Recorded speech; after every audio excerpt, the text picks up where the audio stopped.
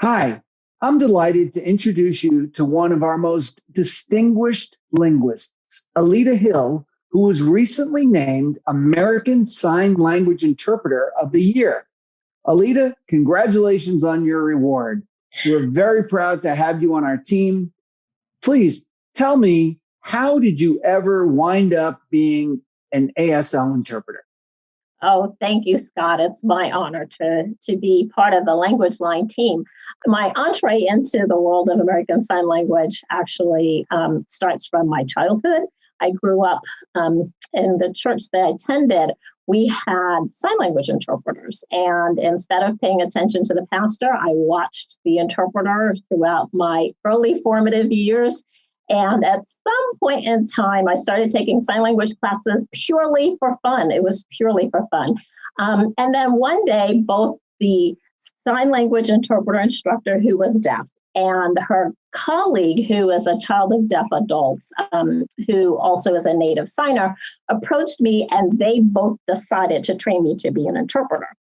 Of course, it was never in my wildest dreams to do, but they insisted, and I couldn't resist, because when someone invites you into their community, you accept it. I had no connection to the deaf community at all, and back in those days, ASL wasn't recognized as a language, and there wasn't interpreter training. So I was honored that I was given the invitation to enter into the community. Elita, I know you've seen a lot during the course of your career, but can you share with everyone how the pandemic has impacted you and your ability to interact with the deaf and hard of hearing community?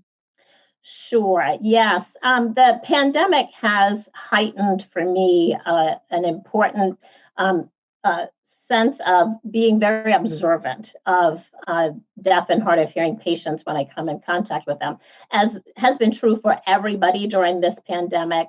With COVID, though, there's been some pretty unique challenges given safety protocols within the healthcare systems in particular, where we are mandated to wear masks.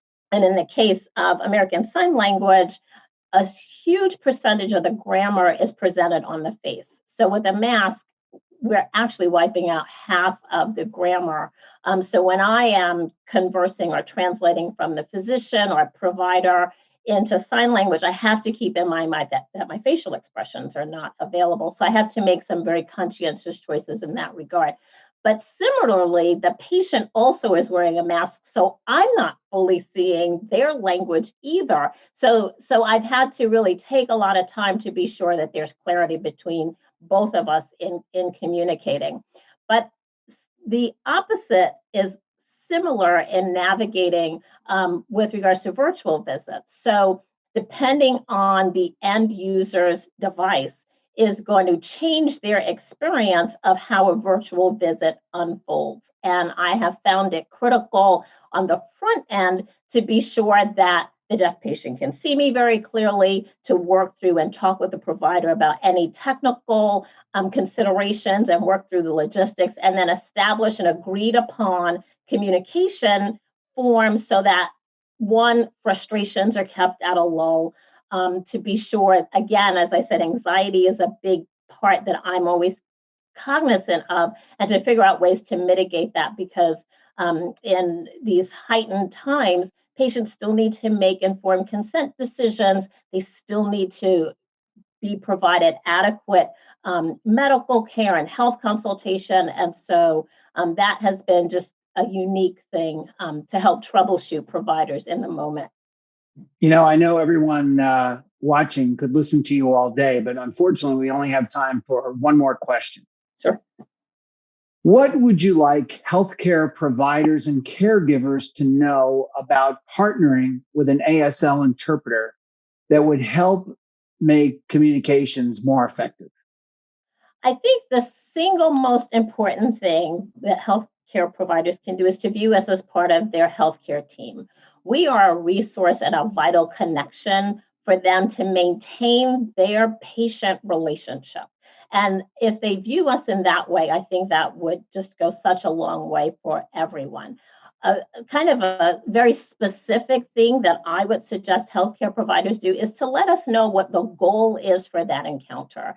Doctors in particular, they meet with patients for a variety of reasons, whether it's to review treatment plans, whether it's a consultation, if it's a first-time visit, if it's a follow-up, if they're coordinating services. There's a lot of outcomes that a physician or a provider has for a particular encounter that may be 20 minutes. It's helpful if they inform us at the front end what their goal is so that we can most efficiently ensure that that goal is met. Well, Elita, thank you very much.